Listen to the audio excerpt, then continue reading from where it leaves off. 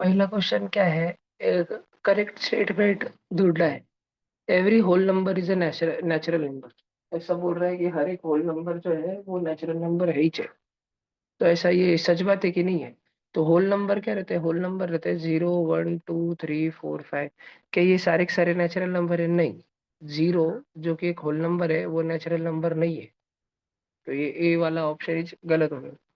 फिर बी वाला, every integer is a rational number. हर एक इंटीजर, इंटीजर क्या होता है बेटा? वो होता है -3 -2 -1 0 1 2 3 ब्ला ब्ला ब्ला, और इधर भी ब्ला ब्ला ब्ला। ये सारे के सारे होते हैं इंटीजर। के ये सारे रैशनल नंबर है। रैशनल नंबर कौन होता है? रैशनल नंबर वो होता है जो पी अपॉन क्यू के फॉर्म में, फ्रैक्शन के फॉर्म में लिख सकते हैं, फ्रैक्शन के फॉर्म में। जहाँ पे पी भी एक इंटीजर है और क्यू भी एक इंटीजर है। बच्चों, मैं जब इंटीजर्स लिखता हूँ -3 -2 -1 0 1 2 3, तो क्या मैं सबके नीचे डिनोमिनेटर वन लिख सकता हूँ? सबके नीचे कुछ भी नहीं है, मतलब मैं सबके नीचे वन लिख सकता हूँ, हाँ। तो ये सारे के सारे रैशनल नंबर है। बी ऑप्शन सही है। बी ऑप्शन करेक्ट है। ठीक है। Every integer is a whole number. हर इंटीजर होल नंबर। ये गलत वाक्य है। उदाहरण के लिए -3 ले लो। -3 एक इंटीजर तो है, लेकिन वो होल नंबर नहीं है। ठीक है। उसके बाद में है, every rational number is an integer. Her rational number, her P by Q वाला नंबर एक इंटीजर होता है। मैंने रैशनल नंबर ले लिया 3/5। क्या 3/5 इंटीजर है? नहीं। तो ये गलत हो गया बेटा। तो हमारे पास में इसका पहले का आंसर बी आ गया। अगला, which of the following number is irrational? नीचे दिए गए क्वेश्चन में से कौन सा वाला इररेशनल है? बेटा, हर वो नंबर जो फ्रैक्शन के फॉर्म में रहता है वो रैशनल नंबर रहता है। तो ए सी और डी तो रैशनल नंबर है। अब बी रूट से बाहर निकलेगा कि नहीं, इस पे थोड़ी चर्चा होगी। ये वाला नमूना रूट से बाहर निकलेगा कि नहीं? तो रूट में 9 है और रूट में 125 बेटा। 9 है बोले तो 3 3 है, और 125 है बोले तो 5 है। 5 और 3 3 तो बाहर निकल जाएगा बेटा। एक 3 और एक 5 बाहर निकल जाएगा, लेकिन नीचे एक 5 फंस गया ना, रूट के अंदर फंस गया ना। इसलिए ये वाला नंबर इररेशनल हो जाएगा बेटा, बी वाला। ठीक है। रैशनल नंबर की परिभाषा क्या है? इररेशनल नहीं, रैशनल की डेफिनेशन क्या है रैशनल की? कि पी अपॉन क्यू होना चाहिए, बस फ्रैक्शन, जहाँ पे पी भी सादा सादा नंबर है और क्यू भी सादा सादा नंबर है, दोनों में से कोई भी रूट वाला नंबर नहीं है। सिंप्लीफाई करने के बाद में दोनों सादा सादा नंबर है। लेकिन बी वाला तो सिंप्लीफाई होता नहीं, तो बी वाला इररेशनल है। अभी थर्ड वाला, दिए गए ऑप्शन में से कौन सा वाला टर्मिनेट होगा? Which of the following will terminate? तो बच्चों, तुमको टर्मिनेटिंग पता है क्या? रितुल भाऊ, आपको ये टर्मिनेटिंग मतलब क्या होता है, ये पता है क्या? भैया जो डेसिमल पॉइंट खत्म हो जाता। हाँ जी, जो डेसिमल पॉइंट के बाद कुछ देर बाद खत्म हो जाता। तो सारे ऑनलाइन बच्चों, सब बच्चों ध्यान दो। खत्म कौन हो जाता? टर्मिनेटिंग कौन है? जिसमें डिनोमिनेटर एक तो टू रहता, नहीं तो फाइव रहता, नहीं तो टू यानी फाइव का कुछ कॉम्बिनेशन रहता। एक तो टू की कुछ तो भी पावर रहती, टू की पावर ए, नहीं तो फाइव की कुछ तो भी पावर रहती, फाइव की पावर बी, नहीं तो टू की कुछ तो भी पावर एंड फाइव की कुछ तो भी पावर रहती है। बच्चों, एग्जाम्पल के लिए देखो, मैंने ले लिया 1/2, मैंने ले लिया 1/5, मैंने ले लिया 1/10, मैंने ले लिया 1/4। ये बात समझ आ रही क्या? ये तो सिर्फ टू है, ये फाइव, ये टेन क्या है? ये टेन है, टू फाइव है। फोर क्या है? टू का स्क्वायर है। 25 क्या है? फाइव का स्क्वायर है। 100 क्या है? टू का स्क्वायर इंटू फाइव का स्क्वायर है। तो नीचे अगर डिनोमिनेटर में टू रहा, नहीं तो फाइव रहा, नहीं तो टू और फाइव का कोई कॉम्बिनेशन रहा, तभी वो टर्मिनेट होता है, तभी वो खत्म हो जाता है।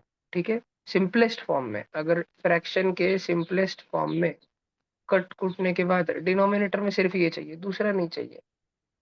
डिनोमिनेटर में यही चाहिए सिंपलेस्ट फॉर्म में, और दूसरा कुछ भी नहीं चाहिए। तो अपन क्वेश्चन को अगर देखें,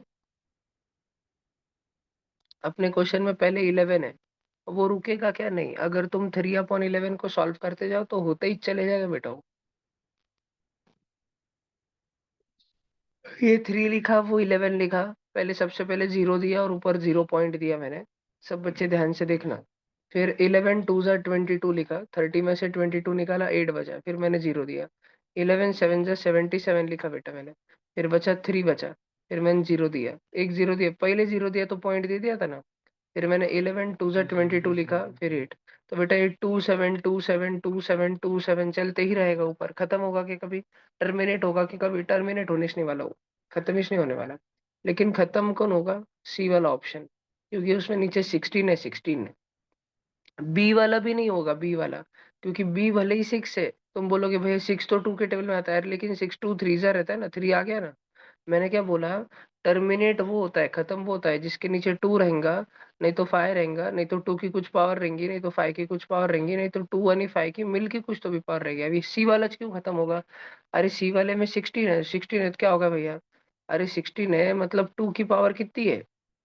2 की पावर 4 है, 2 की पावर 4 है, 4। तो ये खत्म होगा। सब बच्चों ने ध्यान में रखने का। उसके बाद क्वेश्चन नंबर 4 आ गया अपने पास में, क्वेश्चन नंबर 4। एक्स की वैल्यू 0.575757 नहीं है, एक्स की वैल्यू 0.5 फिर 7777 है, सिर्फ 7 के ऊपर दंडी है। तो हमको उसको फ्रैक्शन में बताने का है। ठीक है, कोई बात नहीं, देखते हैं अपन क्या हो सकता है, देखते हैं थोड़ा। देखो सब जन तुम भी ध्यान दो। 0.5 777777 ऐसा अपने पास एक्स दे के रखा है।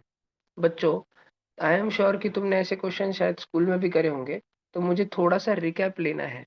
हमको क्या करना पड़ता है? जो पोर्टर रिपीट नहीं होता है ना, रिपीट, 5 रिपीट होता है का नहीं, जो नमूना रिपीट नहीं हो रहा है उसको पहले हम बाहर निकालते हैं। उसको बोलते हैं इधर आ बेटा, तू इधर आ। उसको हम किधर बाहर निकालते हैं? हम उसको डेसिमल पॉइंट से बाहर निकालते हैं। अब पॉइंट के बाद कितना अंदर जाए फिर फाइ आएगा। पॉइंट के बाद कितना अंदर जाए उसके बाद फाइ आएगा। पॉइंट के बाद लगेज फाइ आ रहा है, पॉइंट के बाद लगेज फाइ आ रहा है। फाइ को बाहर निकालने के लिए अंश बहु हम एक्स को भी 10 से मल्टीप्लाई करेंगे और इस डेसिमल वाले नंबर को भी 10 से मल्टीप्लाई करेंगे, दोनों को 10 10 से करेंगे। तो x इंटू 10 हो जाएगा 10x। और 0.5 इंटू 10 कितना हो जाएगा? 5 हो जाएगा ना, वो तो बाहर आ जाएगा ना, है ना। अब पॉइंट के बाद कौन फंस गया? 7 7 7 7 7 7। भैया अभी सब्ट्रैक्शन करते? नहीं बेटा, नहीं बेटा, नहीं बेटा, अभी नहीं करने का सब्ट्रैक्शन। सब्ट्रैक्शन कब करते हैं ऐसे क्वेश्चन में मालूम है? जब जो रिपीट हो रहा है ना, रिपीट, रिपीट वाला नमूना बाहर निकालना चाहिए। फिर भैया आपने 5 को बाहर क्यों निकाला, 7 को क्यों नहीं निकाला? अरे बेटा 7 को निकालने से पहले 5 निकलेगा ना बाहर, क्योंकि 5 आगे बैठा है ना 7 से। तो हमको सबसे पहले किसको बाहर निकालना पड़ता है? जो कार्टा रिपीटिच नहीं हो रहा था, जो डबल डबल आइच नहीं रहा था, उसको पहले बाहर निकालना पड़ता है। और उसके बाद में कम से कम एक सेट ऐसा बाहर निकालना पड़ता है जो रिपीट हो रहा है। इधर रिपीट कौन हो रहा है? 7777 रिपीट हो रहा है ना। तो अब एक कम से कम एक 7 को बाहर निकालेंगे, और कम से कम एक 7 को बाहर निकालने के लिए हमको दोनों तरफ वापस से इंटू 10 करना पड़ेगा। 10x इंटू 10 वो हो जाएगा 100x। और 5 10 हो जाएगा 50, नहीं, 5.7 इंटू 10 हो जाएगा 57.7777। बच्चों हमारे पास इक्वेशन नंबर 1 है, हमारे पास इक्वेशन नंबर 2 है, हमारे पास इक्वेशन नंबर 3 है। तुम समझते हो क्या कि हमको अगर अभी x की वैल्यू अगर निकालनी है ना, तो हमको 3 - 2 करना पड़ेगा। 1 का तो कुछ काम इस नहीं रहा इधर, 1 वाले का तो कुछ काम बचा ही नहीं यहाँ पे। पार्थ भाऊ ताड़ बसा झोपू नका उठा, पार्थ भाऊ झोपू नका उठा, जाऊ द्या. सरळ बसा, थोडं कॅमेरा समोर बसा, नाही तर वापस रिमूव्ह करून टाकतो। हम्म, सब बच्चे ध्यान दो अच्छे से। कैमरा ऑन करो, कैमरा ऑन करो सब जन।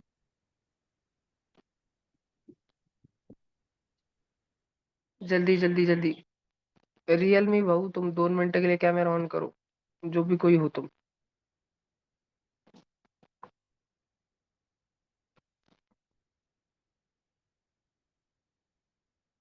ये कौन है जी? रियलमी तन्वी है क्या ये?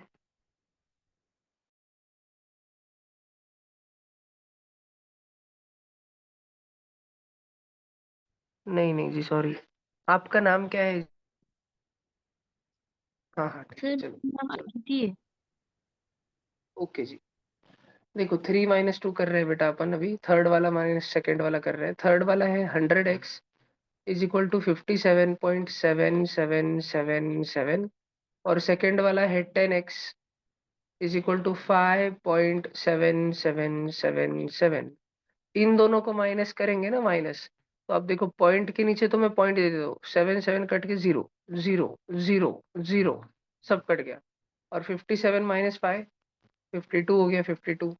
और 100x - 10x 90x हो गया ना, तो 90x की वैल्यू 52 हो गई, 90x की वैल्यू 52 हो गई, तो x की वैल्यू 52/9, 090 हो गई। दोनों के दोनों टू के टेबल में तो आते हैं, उतना तो काट ही दो। x की वैल्यू 26/45 हो गई। भाषण समझ आया कि सब बच्चों को पक्का? ठीक है, आई होप सो कि समझ आया हो। वापस वापस देखना, अगर स्कूल में इजी वाला क्वेश्चन कराया होगा, ये थोड़ा सा एक स्टेप एडवांस वाला क्वेश्चन था, अगर स्कूल में नहीं हुआ हो तो, पर जनरली होता है। तो इस क्वेश्चन का आंसर कितना आएगा? फोर्थ क्वेश्चन का आंसर कितना आएगा जी? फोर्थ क्वेश्चन का आंसर हमारा सी ऑप्शन आएगा, 26/45। सब बच्चों को भाषण समझ आ रहा है? ओके। अब अगला वाला देखते हैं, क्वेश्चन नंबर 5। वापस से एकदम सिमिलर क्वेश्चन दिया बेटा। हमको 0.245 नहीं दिया, हमको 0.2 और फिर 45 45 45 दिया, क्योंकि वो बार किसके ऊपर है? देखो डंडी किसके ऊपर है? सिर्फ 45 के ऊपर है। उसको सिंप्लीफाई करना है। तो सब बच्चे ध्यान दो, वापस से एक बार डबल समझा रहा हूँ, अगर अभी नहीं समझाता तो वापस एक बार समझा रहा हूँ, सब बच्चे ध्यान दो। अब हमारे पास 0.2, फिर उसके बाद में 45 45 45 45 है। ऑनलाइन बच्चों ध्यान से सुनो, जो हमारा क्वेश्चन है ना, इसको एक्स मानने का।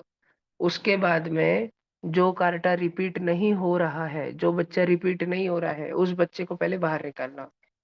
हमारे क्वेश्चन में रिपीट कौन नहीं हो रहा है? 2 रिपीट नहीं हो रहा है, तो 2 को बाहर निकालना। 2 को कैसे बाहर निकालेंगे? *10 और *10, दोनों जगह *10 कर करके बाहर निकालेंगे। 10 × x कितना होगा? 10x होगा। और 10 ये ब्ला ब्ला ब्ला ब्ला क्या होगा? ये होगा 2.454545 ब्ला ब्ला ब्ला ब्ला ब्ला ब्ला ब्ला, ऐसे होगा। बात समझ आ रही क्या सब बच्चों को पक्का? 10x इज इक्वल टू 2.45454545, ऐसे होगा। पहले तो हमने किसको बाहर निकाला ऑनलाइन बच्चों? जो रिपीट नहीं हो रहा था, पहले हमने वो 2 को बाहर निकाला। भैया इतने से हो जाता है, अब सब्ट्रैक्शन करना? नहीं बेटा, अब सब्ट्रैक्शन नहीं करना। अभी हमने जो रिपीट नहीं हो रहा था उसको निकाला। अब हमने कम से कम एक पूरा का पूरा सेट, ठीक है, सिर्फ टमाटर नहीं लाने, टमाटर के साथ थोड़ी सी उठा के कोथंबीर भी ला लेने की, पुदीना ला लेने की थोड़ा सा, ठीक है, थोड़ी सी कोशिम्बीर घेऊन टाके, कोथंबीर घेऊन टाकायची। ये 4 5 जो है, 4 5 इसको बाहर निकालना है। तो 4 5 को बाहर निकालने के लिए मुझे दोनों जगह किससे मल्टीप्लाई करना पड़ेगा? 2 जन को बाहर निकालना है ना, तो 2 0 वाला 100 लगेगा। इधर भी 100, उधर भी 100। 100 × 10x हो जाएगा बेटा 1000x। और 2.454545 हो जाएगा 245.45454545। ऊपर इक्वेशन नंबर 1 था, फिर इक्वेशन 2 था, फिर इक्वेशन 3 था। हम इक्वेशन जैसे हमने पहले वाले क्वेश्चन में भी किया, 3 - 2 करेंगे। तो 3 तो हमारे पास लिखा हुआ है, उसके नीचे मैं इक्वेशन नंबर 2 लिख देता हूँ। 1000x - 10x is equal to 2.454545, ये ऐसा। अब हम सब्ट्रैक्शन करते हैं, 1000x में से 10x गया तो 990x, 245 में से 2 गया वो 243 बचा, 0.000000। एक्स की वैल्यू आ गई 243/990। बच्चों अगर तुम्हें पहले से नॉलेज ना हो तो बता दूं, 243 3 की एक पावर होता है, और वो 3 की पावर 5 रहता है, 3 की पावर 5। और हमारे पास नीचे बेटा 990 है, 99 दिख रहा है, 99 99 क्या रहेगा? 11 9 जा रहेगा, 11 × 9 99, और वापस से इंटू 10 990। तो बेटा ऊपर 3 3 जा और नीचे का 9 कट कट जाएगा, तो हमारे पास ऊपर 3 3 3 बचा, यानी कि 27 बचा। और बेटा नीचे 11 10 जा बचा, यानी कि 110 बचा। हमारा आंसर आया 27/110। इस क्वेश्चन का पूरा सॉल्यूशन एक ही स्क्रीन पे मैंने लिखा है, कोई लिखना चाहता है तो लिख ले।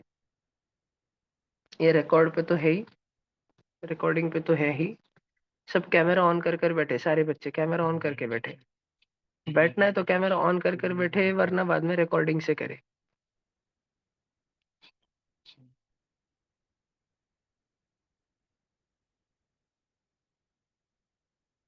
आई होप सो कि तुम्हें समझ आ रहा है. अगदी बेसिक पासून घेतोय मी. आय होप सो की तुम्हें समझ आ रहा है. हो गया. Question number 6.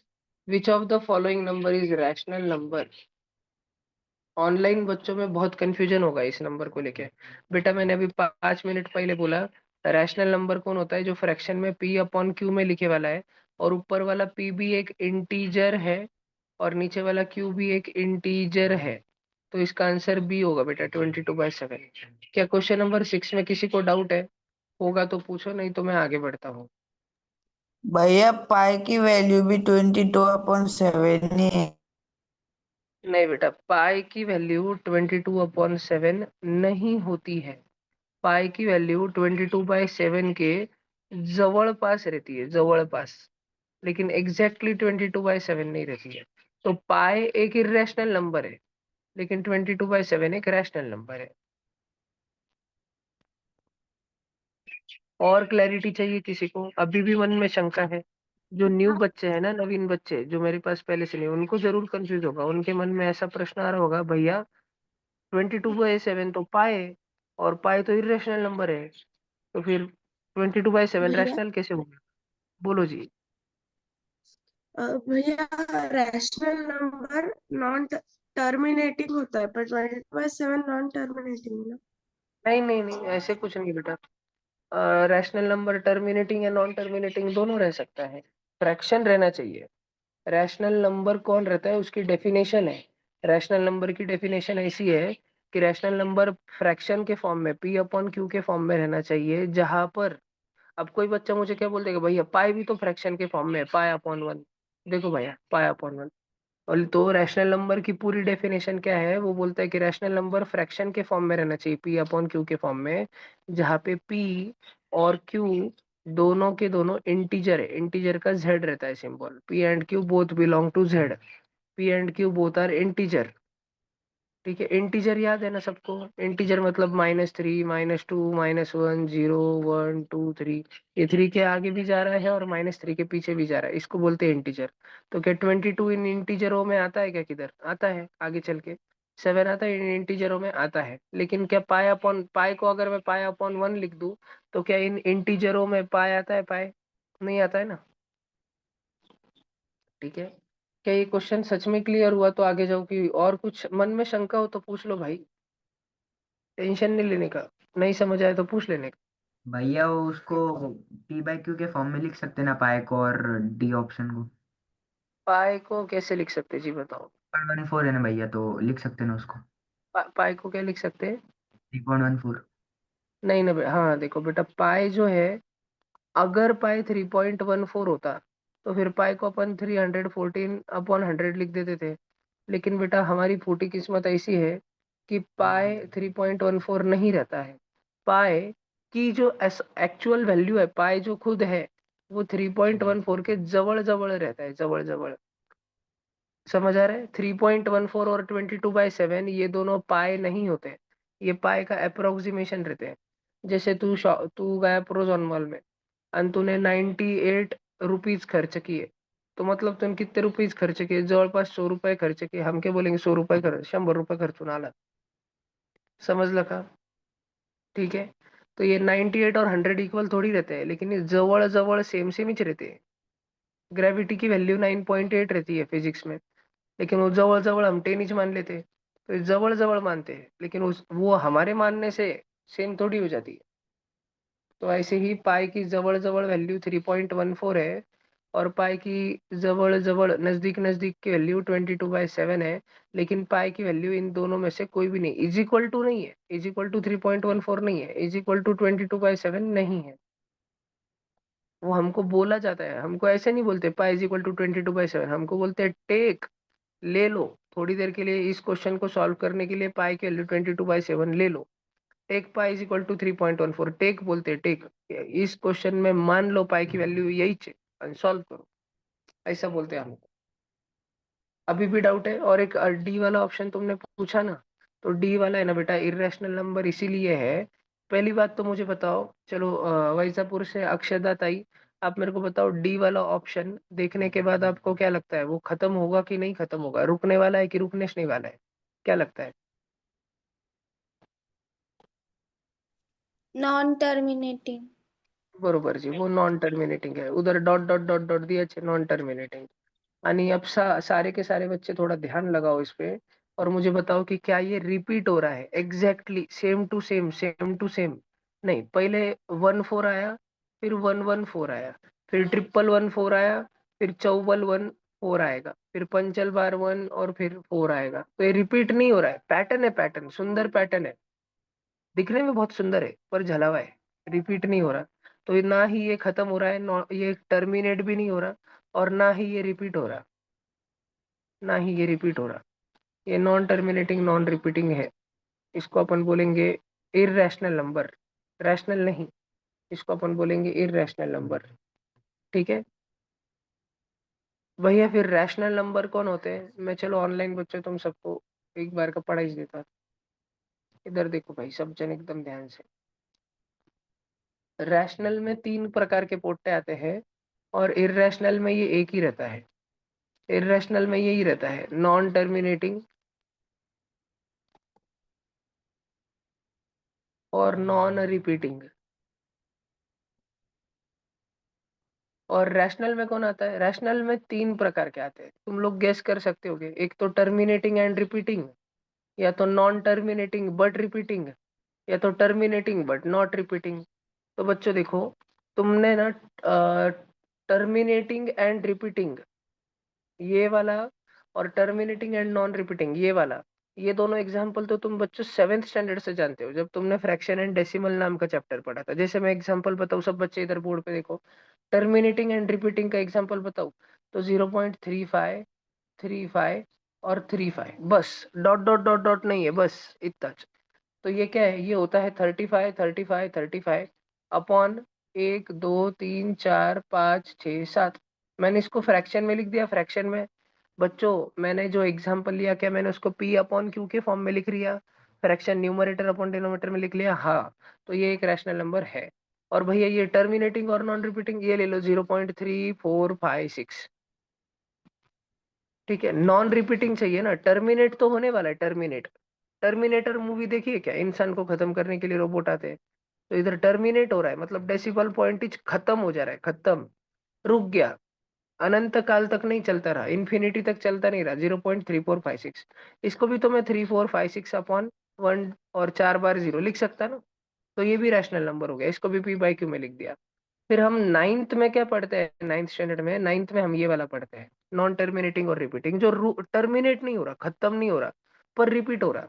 अब उसमें हम अलग अलग वैरायटी के नमूने पढ़ते हैं। एक तो हम बहुत ईजी वाला पढ़ते हैं, जिसमें 0.252525 डायरेक्ट आ गया, ठीक है। आनी नहीं तो हम दूसरी वाली प्रजाति ऐसी पढ़ते हैं कि जिसमें शुरू के 2 4 पोट्टे तो रिपीट नहीं हुए, अलग ही चाहे, उसके बाद रिपीट होना चालू हुआ। समझ रहा है क्या तुमको? ये दो नमूने पढ़ते हैं हम। एक तो लगेच रिपीट होना चालू हुआ, 252525, नहीं तो शुरू का कुछ 1 2 पोट्टा रिपीट नहीं हुआ, उसके बाद रिपीट रिपीट रिपीट रिपीट चलना चालू हुआ। तो ये भी रैशनल नंबर है, इसको भी अपन कर लेते हैं, इसको भी अपन पी बाई क्यू के फॉर्म में लिख सकते हैं। ठीक है, गड़बड़ इन इरेशनल नंबरों में रहती है, इरेशनल नंबरों में, जो कभी कभी आंखों को बहुत जलावा दे देते हैं, जैसे कि 0.1, फिर 0 1, फिर 0 0 1, फिर 0 0 0 1। ये पैटर्न है, बहुत सुंदर पैटर्न है, लेकिन ये रिपीट नहीं हो रहा है। रिपीट होने के लिए एग्जैक्ट जशाच्या तसं, अगर 1 0 मान ले तो 1 0 ही आना चाहिए था, लेकिन तो 1 0 0 आ गया, फिर तो 1000 आ गया, फिर तो 10,000 आ गया, नहीं चलता, फिर ये इरेशनल है। या फिर इरेशनल में सारे रूट में फंसे वाले नंबर आते हैं। अगर तुम बच्चों मुझे √4 लिख के दे दो, अबे √4 तो सॉल्व हो जाता है ना, √4 तो 2 2 है, जोड़ी बन गई, 2 बाहर आ गया, √4 काहे का इरेशनल? ऐसा रूट जिसमें फंस गया नंबर। ठीक है, अब देखो बेटा, √4 भले ही सॉल्व होता है, लेकिन √4 सॉल्व नहीं होता ना, क्योंकि दोनों का मतलब अलग है। स्क्वायर रूट में हमको 2 की जोड़ी बनानी पड़ती है, 2 की। तो 4 को मैं लिखता हूँ 2 2 2 की जोड़ी बन जाती है, और बाहर जाने के बाद एक ही जना बचता है। और क्यूब रूट में बाहर जाने के लिए हमको जोड़ी चाहिए 3 की, भैया तो 2 2 1 ले लो, अरे भैया ऐसा नहीं चलता रे बाबा, सेम सेम नंबर की जोड़ी बनानी पड़ती है, सेम नंबर की। तो सेम नंबर की जोड़ी बन रही है क्या? नहीं बन रही, तो गुद गया फिर ये। भैया फिर क्यूब रूट में से कोई नंबर बाहर निकलता क्या? निकलता नहीं है। 27 ले लो। 27 क्या रहता है? थ्री थ्री जा थ्री जा। तीन जन की थ्री इडियट्स की जोड़ी बन गई ना, सेम नंबर की जोड़ी बनी ना, पूरी जोड़ी बाहर निकलती है और एक ही जन निकलता है। तो क्यूब रूट 27 का आंसर सिर्फ 3 होता है। अगर मेरे पास क्यूब रूट में 8 आ गया, 8, चलो 8 छोड़ो, मेरे पास क्यूब रूट में अगर 16 आ गया, 16, तो मैं 16 को क्या लिखूंगा? 16 है 8 टू जा, 2 8 जा, 8 को लिखूंगा 2 4 जा, 4 को लिखूंगा 2 2 जा, 16 को ऐसे लिखूंगा। लेकिन ये क्या है? ये क्यूब रूट है। क्यूब रूट में मुझे कितने की जोड़ी बनानी पड़ती है? बताओ कितने की जोड़ी बनानी पड़ती है? तीन तीन की बनानी पड़ती है। तो मैंने 3 जनों की बनाई। तो चौथा वाला 2 रोने लग गया, मेरे को लेके जाओ यार, मेरे को मत छोड़ो यहाँ पे प्लीज भाई, मेरे को लेके जाओ। और उसको छोड़ दिया हमने, बेचारा रोता रहा।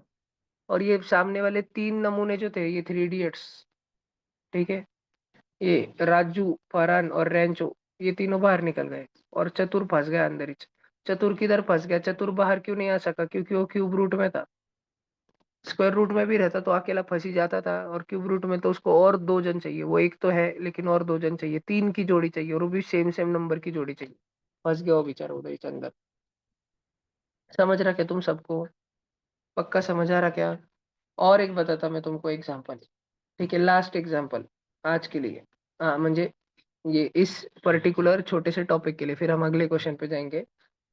मान लो कि मैंने एग्जांपल ले लिया क्यूब रूट में 144, 144।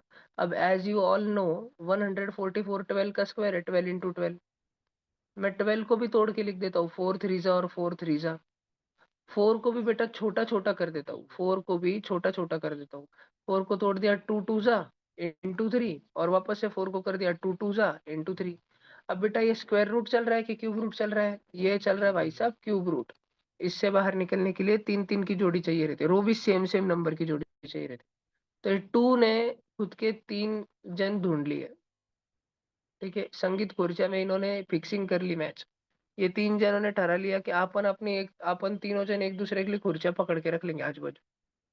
और ये कौन फंस गया? फिर 3 रह गया, फिर 2 रह गया, और फिर 3 रह गया। तो ये तीनों ने तो अपनी जोड़ी बना ली भैया, लेकिन 3 और 3 दो तो बन रहे हैं। अरे बेटा पर क्यूब रूट है, बाहर लिख के दिया है कि कितने की जोड़ी चाहिए। बाहर लिख के दिया है अपने को, कितने की जोड़ी चाहिए अपने को? 3 की जोड़ी होना अपने को लिख के दिया वाला है, देख, ठीक है। और वो भी सेम नंबर की। अरे भैया तो इनकी ले लो ना, 3 2 3, ये बन गए भाई 3 जन। अरे नहीं चलता भैया, सेम सेम एक जन होना, सेम एक जन होना, ठीक है। तुम्हारे गली में अगर गणपति बप्पा के अपने गणेश उत्सव के समय पे तुम्हारे गली में अगर कंपटीशन विम्पिटिशन चलते होंगे, तो दूसरे सोसाइटी के पोरटे आए वाले चलते क्या उधर? नहीं चलते। तुम्हारे गली में अगर नवरात्र के टाइम पे सब बैठता है, मंडप वगैरह मंडल वगैरह एक आयोजन करता होगा, तो 4 गांव के पोटे आए वाले चलते क्या पे? नहीं। तो वैसे ही 3 और 3 के बीच में 2 घुसाल चलता क्या? दूसरा काका आमचा दोस्त आहे घेऊन टाका प्लीज। समझो तुम्हारे स्कूल में फन फेयर है, कार्निवल है, समथिंग है, स्पोर्ट्स डे है। अब पेरेंट्स, समझो पेरेंट्स ही अलाउड नहीं है मान लो किसी फंक्शन को, और तुम अपने एक आधे दोस्त को लेके चले गए, चल चल कुछ नहीं होगा, तू चल मेरा एक आधा चल, तू मैं बार कर लेता बात, और धर लिया, फिर तुम्हारे दोस्त कौन तुमको नहीं चलता बेटा, ठीक है। ऐसा हो गया घोल। तो 2 2 2 तो बाहर निकल जाएगा, और एक ही 2 बाहर निकलेगा, तीनों नहीं निकलते, एक ही जन, और ये बाहर अंदर फंस जाएंगे। 3 इंटू 2 इंटू 3, तो 3 2 जा कितना होता है? 6, और 6 3 जा कितना होता है? 18। क्यूब रूट 18 और 2। तो बेटा क्यूब रूट ऑफ 144 का सिंप्लीफाइड वर्जन ये आता है, सिंप्लीफाइड वर्जन। बात समझ आ रही है? बच्चों एक बात लगे समझा रहा तुमको, बड़े ध्यान से सुनना, बड़े ध्यान से सुनना। क्यूब रूट 144 जीवन में असफल इसीलिए रहा। क्यूब रूट 144 जीवन में असफल इसलिए रहा, इसलिए नहीं कि 2 बाहर निकला, उलट 2 बाहर निकला तो बहुत खुश खबर थी, परंतु इसलिए कि अंदर 2 ही 3 और एक ही 2 था, वो बाहर ना निकल सके, क्योंकि बाहर निकलने के लिए 3 की जोड़ी चाहिए थी, ठीक है। थाम ना ठंड गया। बाहर निकलने के लिए 3 की ही जोड़ी चाहिए थी, तो हमने इसको लाके 1 3 दे दिया, ताकि इन 3 की जोड़ी हो जाए। और हमने लाके इसको और दो दो टू दे दिए ताकि टू की भी 3 की जोड़ी हो जाए।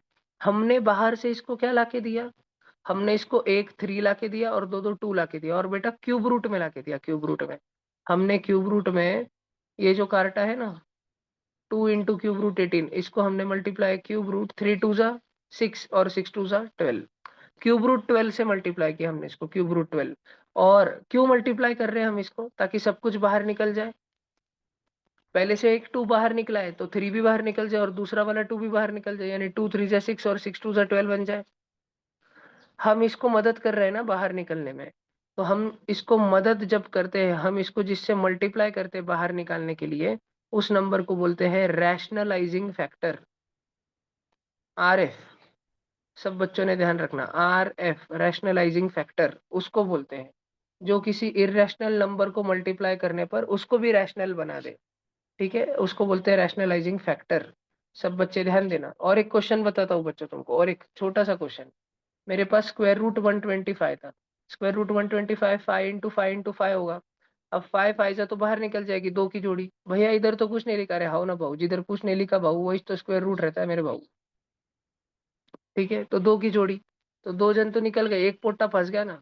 अब इस फंसे वाले पोट्टे को आग में से बचाने के लिए आ गया हम सबका प्यारा स्पाइडरमैन, और एक स्क्वायर रूट 5 आ गया। तो अब ये जो है इसको बोलते हैं रैशनलाइजिंग फैक्टर। रैशनलाइजिंग फैक्टर बचे हुए क्वेश्चन के इरेशनल पार्ट से भिड़ के मल्टीप्लाई होके उसको भी बाहर निकाल लेता है। भाषण समझ आया क्या? इसको क्या बोलते हैं, रैशनलाइजिंग फैक्टर, जो तुम्हारे इरेशनल क्वेश्चन को रैशनल बना दे। ठीक है, इसको लगा डाला तो लाइव जिंगा लाला, समझा क्या? उसको बोलते हैं रैशनलाइजिंग फैक्टर। तो थोड़ा अभी ध्यान रखना बच्चों। अभी चलते हैं वापस क्वेश्चन पेपर पे अपन। तो which of the following is rational 22/7, और डी वाला इज इरेशनल। ठीक है, और नंबर कितने होते हैं, नंबर रैशनल या इरेशनल होते हैं, और नंबर कुछ ये टाइप के होते हैं। ये देख इतना है चार्ट। ठीक है, अब ये सब है तो सही रिकॉर्डिंग पे, और स्कूल से आने के बाद होपफुली आज रिकॉर्डिंग भी आ जाएगी, तुम लिख सकते हो। रैशनल में आता है टर्मिनेटिंग रिपीटिंग, 7th में पढ़ा था। या टर्मिनेटिंग नॉन रिपीटिंग, ये भी 7th में पढ़ा था। 9th में क्या पढ़ा था फिर, नॉन टर्मिनेटिंग बट रिपीटिंग, उसमें दो वैरायटी पड़ी थी, जो डायरेक्ट रिपीट होना चालू होती इजी वाला, और ऐसा वाला जिसमें शुरू में कुछ रिपीट नहीं होता फिर बाद में रिपीट रिपीट रिपीट रिपीट चालू होता है। ओके, उसको फ्रैक्शन में करना, पी बाई क्यू में फॉर्म में करना आना चाहिए बच्चों तुमको, पी बाई क्यू फॉर्म में करना रैशनल नंबर को। और इरेशनल तो वो है जो टर्मिनेट भी नहीं होता और जो रिपीट भी नहीं होता। ऐसा कुछ भैया चार्ट है। बोलो Shreya. Non terminating non recurring नहीं आता है क्या रैशनल नंबर में? नहीं ना बेटा, वही तो इरेशनल है ना। फिर 22/7 कैसे आएगा? 22/7 रैशनल नंबर है बेटा। 22/7 होता है ना रिपीट, करा के तुमने सॉल्व पूरा।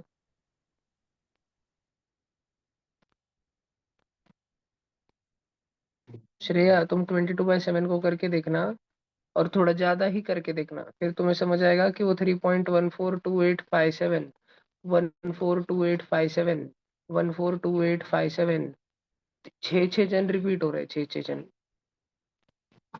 ठीक है, बहुत ज्यादा हो रहे हैं लेकिन हो तो रहे। हाँ भैया। हाँ, चलो अभी 27th नंबर का क्वेश्चन, क्या तुम्हें इस प्रकार के क्वेश्चन का अंदाजा है बेटा?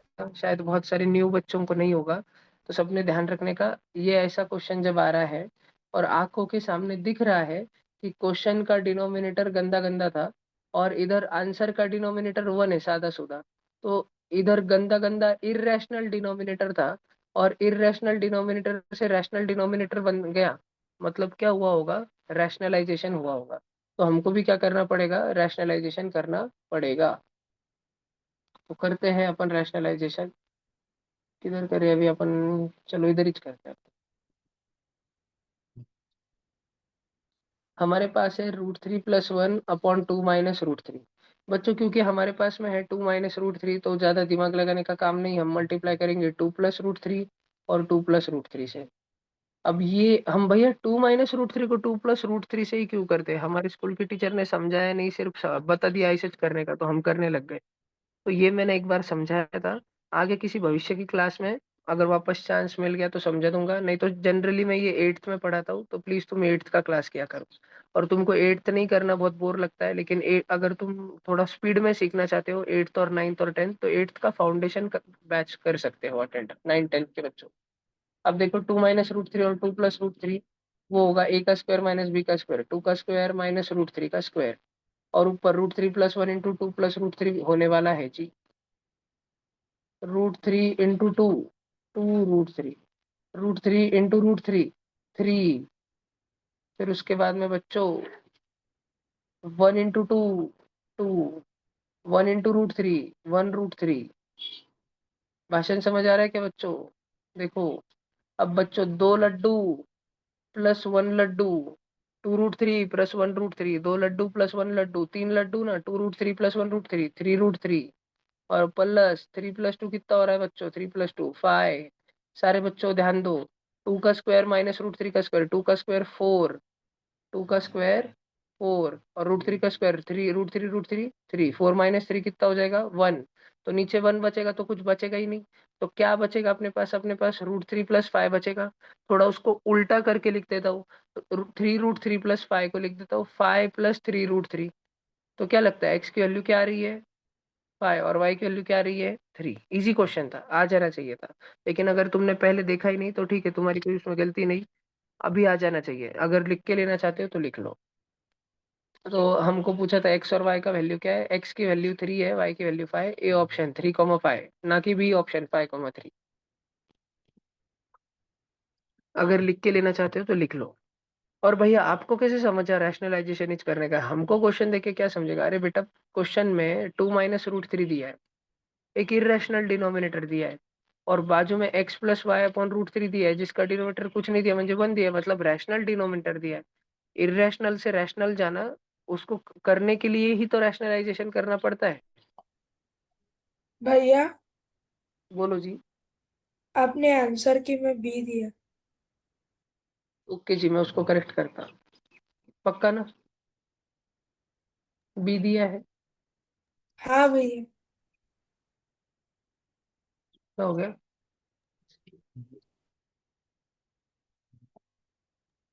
मैंने कुछ गड़बड़ करी क्या? हाँ सर ना, डी आएगा ना।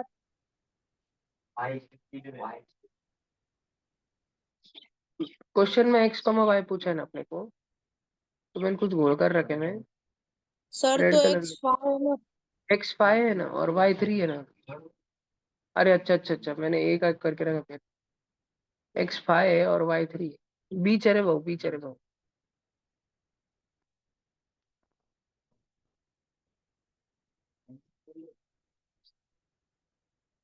अच्छा अच्छा, हाँ ठीक। चलो आगे चल रहे अपन, देखो क्वेश्चन नंबर 8। अरे ये तो क्या टाइम पास क्वेश्चन है यार। तो सारे बच्चे तो इधर ध्यान दो, ऑनलाइन बच्चों। अगर तुम्हें a² - b² की थोड़ी अच्छी प्रैक्टिस है ना, तो मेरी भी मदद हो जाती है। √3 + 2 और √3 - 2। और कोई भी बच्चा प्लीज भैया ऐसा ऐसा कट कट, ऐसा ऐसा कट कट मत कर दियो भैया। बीच में एडिशन चल रहा है भैया, एडिशन प्लस में ऐसा कट कट नहीं चलता भैया, बिल्कुल नहीं चलता। ठीक है, मल्टीप्लीकेशन रहता था ना, मल्टीप्लीकेशन तो अपन काट डालते थे, लेकिन बीच में एडिशन चल रहा है, तो हमको इसको अलग छुड़ाने का है और इसको अलग छुड़ाने का है, फिर दोनों को सॉल्व करने के बाद उनको प्लस करने का है, और फिर इंटू 50 करने का है। तो थोड़ा सा ठंड रखो, थोड़ा सा चिल रखो, और इधर देखो एक क्वेश्चन छुड़ाते हैं अपन। √3 + √2 अपॉन √3 - √2, पहला वाला हिस्सा, उसको रैशनलाइज करना पड़ेगा। तो डिनोमिनेटर √3 - √2 है, तो √3 + √2 से करेंगे, नीचे करेंगे तो ऊपर भी करना पड़ेगा। अब √3 + √2 इंटू √3 + √2, वो क्या हो जाता है? तो देखो, ऊपर तो मैं ब्रैकेट देता हूँ, ऊपर का ध्यान से देखो तुम, क्योंकि मेरे को तुम्हारे लक्षण बिल्कुल खरे नहीं लग रहे, इधर देखो तुम, ध्यान दो। सर हम अब अपने डायरेक्ट क्रॉस मल्टीप्लिकेशन नहीं कर सकते। नहीं जी, अच्छा क्रॉस मल्टीप्लाई कर सकते, क्रॉस क्रॉस स्माइली भी कर सकते, और वो ज्यादा परवड़ेंगे एक्चुअली। कुछ भी करो, वो ये क्रॉस मल्टीप्लाई ही तो है बेटा, एलसीएम में तो चल रहा है, तेज तो ही। ठीक है, तो √3 इंटू √3 3, √2 इंटू √2 2, ये तो तुमने किया, लेकिन अभी √3 इंटू √2 और √2 इंटू √3 भी तो करना पड़ेगा। वो होगा 2 √6, और नीचे आएगा 1। और जो दूसरा वाला ऑप्शन तुम करोगे ना, वो आएगा 3 + 2 - 2 √6 अपॉन 1। अब इन दोनों को तुमको ऐड करना पड़ेगा प्लस, तो जब प्लस करोगे इन दोनों को तो प्लस का 2√6 और माइनस का 2√6 कट जाएगा, 3 + 2 5, 5/1 + 5/1, वो 10/1 म्हणजे 10 हो जाएगा। और 10 इंटू बाहर का ये 50 करोगे तो 500 आंसर आएगा बेटा, 500। थोड़ा सा लिख के करना है, एक पेज पे इसको छोड़ाना। हो सकता है शुरू में तुमने ऐसे क्वेश्चन का एक्सपोजर लिया ना हो तो तुमको बहुत टाइम लग रहा हो, धीरे धीरे आ जाएगा। और आगे से ध्यान रखना, अगर फ्रैक्शन में एडिशन चलता है ना, एडिशन 5/11 प्लस 11/5 अगर होता है, अरे बेटा अगर प्लस होता है ना प्लस, तो ऐसे 11 11 एंड 5 5 काट नहीं सकते, ऐसे नहीं चलता। मल्टीप्लीकेशन रहा तो कौन थे फ्रैक्शन का कुछ भी काट सकते इधर उधर से, लेकिन अगर अपने पास में ये चल रहा एडिशन सब्ट्रैक्शन तो नहीं चलता। 9th नंबर का क्वेश्चन देखो, थोड़ा इजी क्वेश्चन है, स्टैंडर्ड क्वेश्चन है बहुत। अगर x की वैल्यू तुम बच्चों को दी है 2 + √3 और तुम्हें x +1/x पूछा है, तो x की वैल्यू देखो हम रखेंगे, x तो 2 + √3 है, +1/x वो तो 1/2 + √3 है।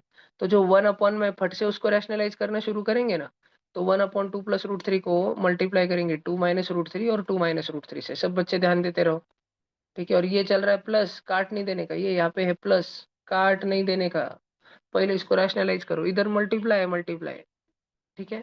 मल्टीप्लाई चल रहा है बोले तो ये येड़े चाले मत कर देने का, काट दिया और फिर रैशनलाइज करने कुछ काय को चालू किया, ठीक है।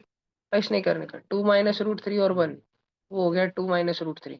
और 2 + √3 × 2 - √3, 2 का स्क्वायर 4, और √3 4 - 3 1, तो इसका 2 - √3 आ गया, और शुरू में 2 + √3 है, मतलब 2 + √3 प्लस 2 - √3।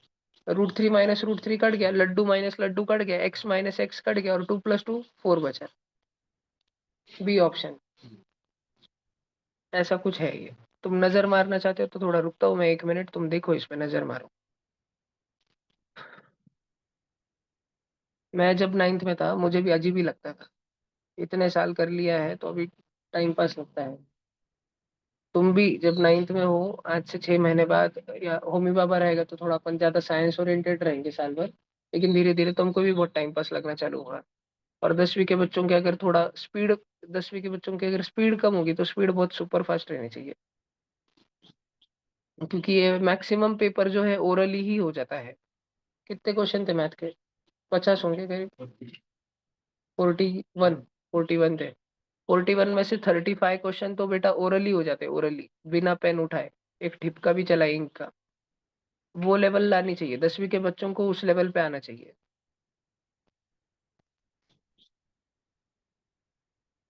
तुम सबके स्कूल में एग्जाम नहीं चल रहे क्या अभी? ऑनलाइन बच्चे जो अभी आज क्लास अटेंड कर रहे हैं, तुम में से किसी के स्कूल में वो यूनिट टेस्ट नाम का प्रकार चल रहा है क्या? एमपीएस में चल रहा है?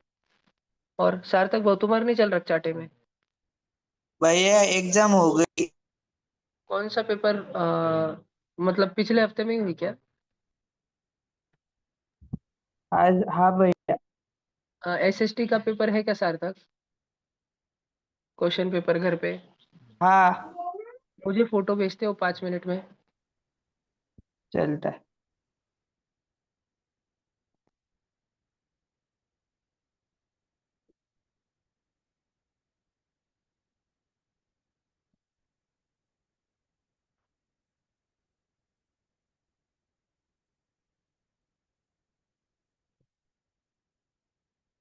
देखो अभी 10 नंबर का क्वेश्चन करते हैं।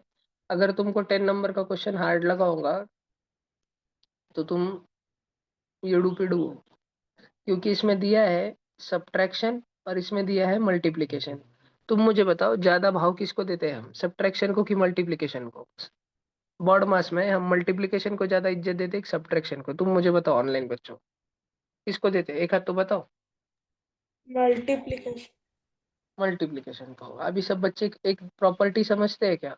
ए की पावर एम इंटू ए की power N is equal to A की पावर एम प्लस एन, है ना? 2 की पावर 3 इंटू 2 की पावर 5 इज इक्वल टू 2 की पावर 15, नहीं, 2 की पावर 3 + 5 2 की पावर 8।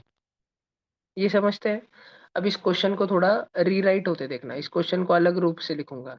पहले हमारे को क्वेश्चन में 16 दिया है ना, 16 को लिखूंगा 2 की पावर 4 इंटू 2 की पावर n + 1। फिर दूर एक माइनस दिया है और इधर लिखा है 4, 4 को लिखूंगा 2 का स्क्वायर इंटू 2 की पावर n होल अपॉन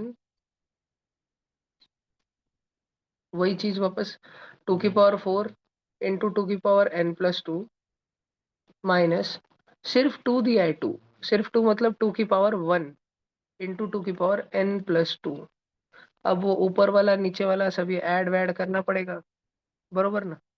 ऊपर वाला नीचे वाला ये सब ऐड वैड करना पड़ेगा। 40 मार्क्स का था क्या सार्थक? दो हाँ घंटे का। Okay okay okay. देखो देखो भैया, तो 2 की पावर 4 इंटू 2 की पावर n+1, रितुल भाऊ 2 की पावर 4 इंटू 2 की पावर n+1 इसको ऐड करना पड़ेगा। 2 की पावर 4 प्लस n+1। अब 4+1 कितना होता है? 5। वो 5 + n होगा, ये ऊपर वाला होगा 2 की पावर 5 + n माइनस। अब ये 2 की पावर 2 है और 2 की पावर n है, तो ऐड होगा तो 2 + n होगा, 2 और n 2 + n। और नीचे कितना होगा ऐसे ही? नीचे 4 और n+2 ऐड होगा, तो 4 + 2 कितना होगा? 6। 6 + n होगा माइनस 1 और 2 ऐड होगा, तो 1 और 2 कितना होगा? 3। 3 + n होगा। यहाँ तक भाषण सबको समझ आ रहा है क्या? पक्का समझ आ रहा है क्या? अब इसके बाद एक सिंप्लीफिकेशन की स्टेप है। क्या यहाँ तक सब बच्चों को अच्छे से भाषण समझ आ रहा है कि कुछ घिचड़ पिचड़ लग रहा है? मैं थोड़ी सी जगह करता हूँ, इधर वाला मिटा देता हूँ। बारीक नजर रहनी चाहिए, प्रैक्टिस बहुत रहनी चाहिए, तो तुमको दिख जाएगा कि अगला करना क्या है। इतना तो सब बच्चों को दिख रहा है ना? अरे यार काश ये 5 + n और नीचे 5 + n होता, लेकिन 6 हो गया, एक ज्यादा। ऊपर 2 + n है, नीचे एक ज्यादा, 3 हो गया। इतना सबको दिख रहा है ना? नीचे क्या हो गया? एक ज्यादा। तो मैं क्या करूंगा, 6 + n को नीचे जो डिनोमिनेटर है ना उसको रीराइट करूंगा। 2 की पावर 6 + n है ना, उसको मैं लिखूंगा 2 की पावर n इंटू 2 की पावर 5 + n। भैया ऐसे कैसे? हो तो 6 + n था। अरे बेटा, तो मैं 6 + n को 2 की पावर 6 + n को ऐसे लिख सकता हूँ क्या? 2 की पावर 1 + 5 + n। लेकिन भैया आप ऐसे क्यों लिख रहे हो? अरे क्योंकि बेटा ऊपर 5 + n है ना, उसके जैसा बनाने के लिए। उसके जैसा बना कुछ फायदा होगा? अरे हाँ होगा। इसलिए 5 + n बनाने के चक्कर में मैंने 1 को बाजू में किया। और अगर 2 के टकले पे m+n हो रहा हो, दो पावर में एडिशन चल रही हो, एडिशन, तो 2 की पावर m इंटू 2 की पावर n रहती है ना। 2 के टकले पे अगर 1 में और 5 + n में एडिशन चल रहा होगा, तो 2 की पावर 1 इंटू 2 की पावर 5 + n होगी ना। बात समझ आ रही है क्या? देखो, अब आगे बढ़ो। क्या पता तुम समझ पा रहे हो कि नहीं, ये तुम्हारा थोड़ा है एक्सपोनेंट पावर। ऐसा चैप्टर है कि जो 9th में मेरे पास फ्रेश बच्चे आते हैं, न्यू बच्चे आते हैं, थोड़ा उनका डगमग रहता है वो चैप्टर, इतना अच्छा बेस नहीं रहता उस चैप्टर का। तो फिलहाल के लिए 2 की पावर 6 + n को मैंने लिखा 2 की पावर 1 इंटू 2 की पावर 5 + n, और 2 की पावर 3 + n को मैंने लिखा 2 की पावर 1 इंटू 2 की पावर 2 + n। दोनों में 2 की पावर 1 2 की पावर 1 था, मैंने कॉमन छीन लिया 2 की पावर 1। और मेरे पास डिनोमिनेटर बचा 2 की पावर 5 + n माइनस 2 की पावर 2 + n। ओए, न्यूमरेटर तो भी वही चे 2 की पावर 5 + n माइनस 2 की power 2 + n। Same same numerator denominator, same same, पूरा का पूरा। तो वन जा काट दिया और 1/2 बाहर निकला हुआ था। 1/2 इंटू 1/1, आंसर आ गया 1/2। आई होप शायद तुम्हें ये समझा। या तुम रिकॉर्डिंग देखते देखते पॉज करते करते एक एक स्टेप लिखना और एक एक स्टेप समझना, और फिर भी नहीं समझा तो ये क्वेश्चन तुम वापस पूछ सकते हो। इस क्वेश्चन पे लिबर्टी है डबल पूछने की। ओके, थोड़ा सा आगे चलते हैं। लिखना चाहते हो कुछ? रुको थोड़ा, रुक रहा हूँ, 1 मिनट रुक रहा हूँ।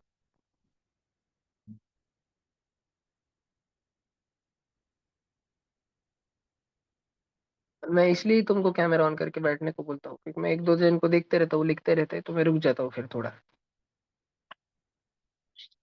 तुम कैमरा बंद रखो तो मुझे समझ ही नहीं आता, इंटरेक्शन एकदम जीरो हो जाता है। मैं कैमरा में तुम्हारी शक्लें विकले देख के, तुम्हारे आंखों में देख के मैं स्पीड एडजस्ट कर लेता हूँ, कम करना है ज्यादा करना है। तो टेंशन आ रहा है बहुत कि नहीं आ रहा है?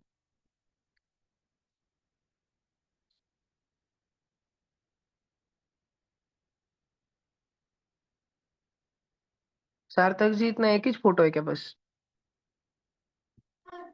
हाँ भैया, एक ही पेज का था।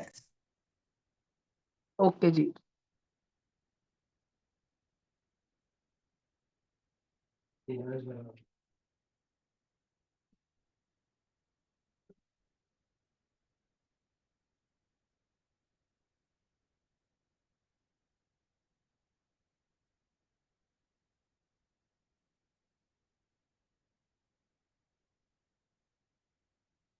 सार्थक जी, हिंदी का पेपर है क्या तुम्हारे पास? हाँ भैया। मुझे हिंदी का भेजो ना प्लीज। चलो यार।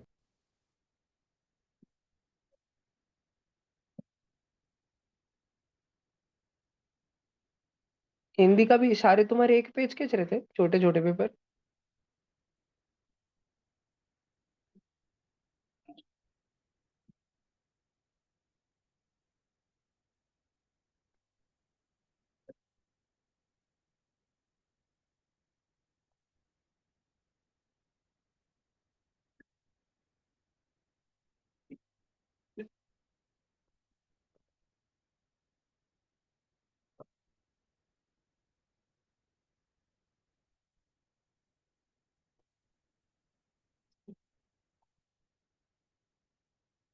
चलो ये हो गया, तो अभी आगे चलते हैं अपन। हाँ, क्वेश्चन नंबर 11। तो बेटा, अगर कोई बालक तुम में से x के जगह पे इतना एक्स क्यूब में x की इतनी बड़ी वैल्यू रखता है और सॉल्व करने की चाहता है, तो वो बच्चा येड़ा हो जाएगा बेटा। तो तुमने पहले इस क्वेश्चन को रैशनलाइज करना शांति से। नीचे डिनोमिनेटर में गंदा दिखाना, 1/2 माइनस रूट थ्री दिखाना कि रैशनलाइज करना। 2 + √3, 2 + √3। तो तुम्हारा x का वैल्यू आएगा सिंपली 2 + √3, डिनोमिनेटर 1 बन जाएगा बेटा। x की वैल्यू आएगी 2 + √3। अब तुमने क्या करना बेटा, अब तुमने 2 को उस साइड में लेके जाने का। x - 2 = √3। और अब तुमने होल क्यूब कर देने का, होल क्यूब दोनों साइड में। एक स्टैंडर्ड, ये स्टैंडर्ड सॉल्यूशन है एकदम। ऐसे तुमको 4 5 10 एग्जाम्पल कराऊंगा ना, तो तुम्हारे भी दिमाग में बैठ जाएगा, अच्छा ऐसा करना होता है क्या, ओके। ये कब भैया, हमको कैसे समझेगा कौन से क्वेश्चन में ऐसा करने का? जिस क्वेश्चन में ऐसा पूछ रहा होगा, ऐसा। एक्स क्यूब कोई पॉलिनोमियल है ना, पॉलिनोमियल एक क्यूबिक पॉलिनोमियल पूछ रहा होगा, एक्स की कुछ तो इरेशनल वैल्यू दी होगी, एक्स की सर्टन क्यू डैश मतलब इरेशनल नंबर, एक्स की इरेशनल वैल्यू दी होगी। और तुमको फाइंड पी ऑफ एक्स बोल रहा होगा, जहां पर पी ऑफ एक्स एक क्यूबिक पॉलिनोमियल है। ठीक है, ऐसा। बात समझ आ रही है क्या तुमको? वो एक क्यूबिक पॉलिनोमियल है। जब भी ये पूछेगा तो स्टेप नंबर 1 क्या करना, रैशनलाइजेशन। रैशनलाइजेशन का आंसर आया ना, कि उसमें जो सादा सादा 2 + √3, तो एक गंदा रूट वाला नंबर रहेगा, एक सादा सादा नंबर रहेगा, जो सादा सादा है उसको एक्स के साइड में ला लेने का। फिर x - 2 बनेगा, और x - 2 = √3 बचा ना, इसका क्यूब क्यूब कर देना। सार्थक जी, हिंदी का पेपर तो बहुत ही बड़ा लग रहा है।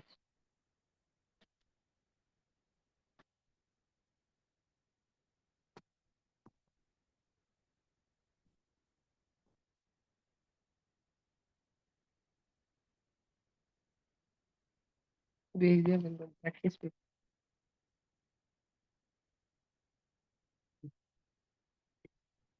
तुमको इतना समझ आया क्या?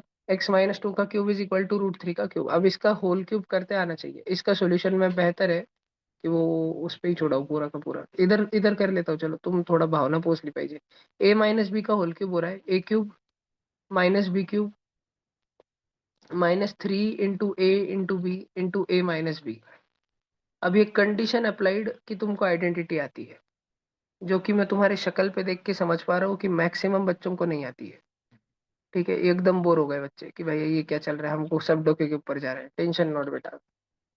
और इधर √3 का क्यूब, √3 × √3 × √3, 3√3। ऐसे पे आके अपन गुत गए।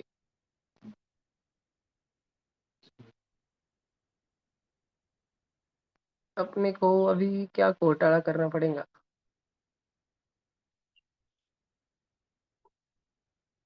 अपने पास सॉल्व करके आता है x³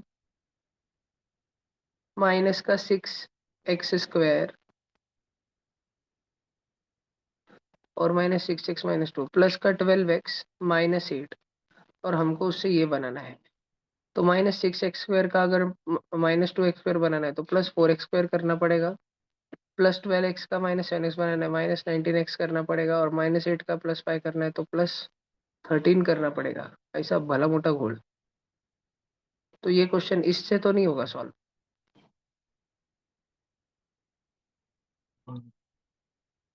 ठीक है ना, एक्स की वैल्यू अपने पास 2 + √3 आई थी ना।